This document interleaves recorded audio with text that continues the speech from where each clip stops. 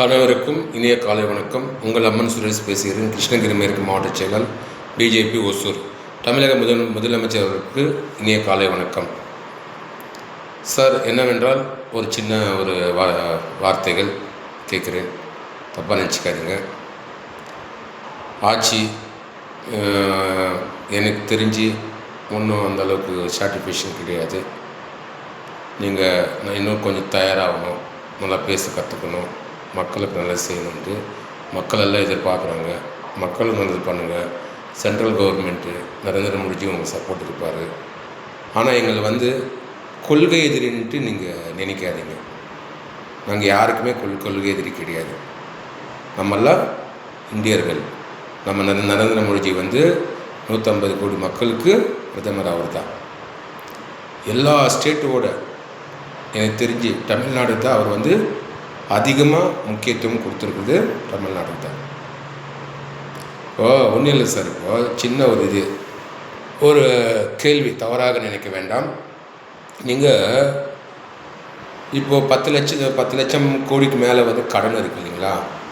அந்த கடனை தீர்க்கிறதுக்கு ஒரு சின்ன ஆலோசனை ஏதோ என்னால் முடிஞ்சது. நீங்கள் ஏற்றுக்கினாலும் சரி, ஏற்றுக்காமல் போனாலும் சரி, அதை பற்றி எனக்கு கவலை இல்லை. ஊழல் பண்ணியிருக்காங்க இத்தனை வருஷம் மினிஸ்டருங்க, எக்ஸ் மினிஸ்டருங்க, எம்எல்ஏங்க, எல்லாமே எம்பிங்க எல்லாமே இருப்பாங்க இல்லையா தமிழ்நாட்டில். அவங்கள அவங்க சொத்து எடுத்தாவே போதுங்க. என்னது பினாமி சொத்துக்களாக இருக்கட்டும், எந்த சொத்துக்களாக இருக்கட்டும், அதை எடுத்தாவே நம்ம தமிழ்நாடு கடனில் இருக்கு பாருங்கள். ஒரு ரேஷன் கார்டு மேலே 4 லட்சத்து சில்லறைமா இருக்குங்களா? எல்லா கடனும் ஈஸியாக அடிச்சிடலாம். இது நான் உங்களுக்கு ஒரு ஆலோசனை சொல்கிறேன். இது பணம் நல்லாயிருக்கும். நீங்கள் சொன்னீங்க ஒரு வார்த்தை என்னன்ட்டு, ஊழல் பண்ணவங்களும் விட மாட்டேன், இனி பண்ணுறவங்களும் விட மாட்டேன்ட்டு. ஆனால் அப்போ புரியல சார். இப்போ தான் சார் எனக்கே புரியுது. இப்போ மொத்தமாக உங்கள் கட்சியில் எல்லா ஊழல் பண்ணவங்க தான் சார் இருக்காங்க. டிஎம்கேல, ஏடிஎம்கேல எல்லாம் இருந்தாங்க பாருங்கள். எக்ஸ் மினிஸ்டர், எக்ஸ் எம்எல்ஏ, அவங்கெல்லாம் இப்போ உங்கள் கட்சியில் தான் சார் தஞ்சமாக இருக்காங்க. ஏன் சார் நீங்கள் அவங்க மேலே நடவடிக்கை? நீங்கள் எலெக்ஷனுக்கு வராதுனால கொடுத்த வாக்குறுதி என்ன? இப்போ நீங்கள் செய்கிறது ஆட்சி கரெக்டாக இருக்கா? உங்கள் மனசாட்சியோட தொட்டு சொல்லுங்கள், பார்க்கலாம். எல்லாம் எடுங்க சார், எல்லா ஃபைல்ஸ் எடுங்க சார்.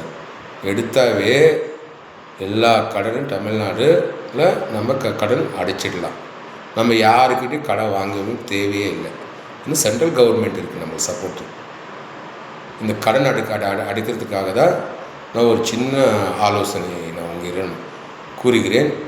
தவறாக நான் ஏதாவது பேசியிருந்தா என்னை மன்னிச்சிடுங்க. அதே போல் ஆதவ அர்ஜுனா இருக்கார் பாருங்கள், கொஞ்சம் உஷாராக இருந்துக்குங்க. ஏன்னா அவர் தான் ரொம்ப பில்டப் பண்ணிருக்காரு. உங்களை ஏதாவது இப்போ எனக்கு தெரிஞ்சு ஒரு 70 எம்எல்ஏ அவர் கண்ட்ரோலில் தான் இருக்காங்க. அது கொஞ்சம் பார்த்துக்குங்க. மக்கள் ஓட்டு போட்டது உங்கள் மூஞ்சி பார்த்து தான். ஆதவ அர்ஜுன் பார்த்து ஓட்டு போடலிங்க. 8 கோடி மக்களில் 1.25 கோடி மக்கள் உங்களுக்கு வாக்களிச்சிருக்காங்க. உங்களை நம்பி இந்த காலத்தை ஜென்ரேஷன் பசங்க, பொண்ணுங்களாக இருக்கட்டும், பசங்களாக இருக்கட்டும், உங்களை நம்பி தான் ஓட்டு போட்டிருக்காங்க. அதனால் மக்களுக்கு நல்லது செய்யுங்க. அதுதான் எங்களோட ஒரு கோரிக்கை. நாங்கள் உங்களுக்கு எதிரானவர்கள் அல்ல. எங்களுக்கு தனிப்பட்ட எந்த ஒரு விரோதமும் இல்லை. நீங்கள் முதலமைச்சராக இருக்குங்க, சந்தோஷம். மக்களுக்கு நல்லது பண்ணால் நல்லாயிருக்கும். ₹1 யாரையும் ஊழல் செய்ய விடாதீங்க, பார்த்துக்குங்க கொஞ்சம். இப்போ ரமேஷை பாருங்கள், அந்த பழனிக்கு போய் மொட்டை அடிச்சிட்டாரு. அது கொஞ்சம் பார்த்துக்குங்க. ஏதோ 120 கோடி, இது 2 கோடிக்கு ஏதோ அவங்க சொந்தக்காரங்க பேரில் ஏதோ பண்ணியிருக்காரு. அதை நீங்கள் கொஞ்சம் இப்போ பார்த்துக்கிட்டு நல்லாயிருக்கும். விசாரணை கமிஷன் வைங்க. எந்த மினிஸ்ட்ரியும் எந்த எம்எல்ஏயும் ஊழல் செய்யாமல் நீங்கள் கண்காணிக்கணுன்ட்டு இந்த நேரத்தில் நான் பதிவு செய்கிறேன் சார். நன்றி சார். வணக்கம் சார்.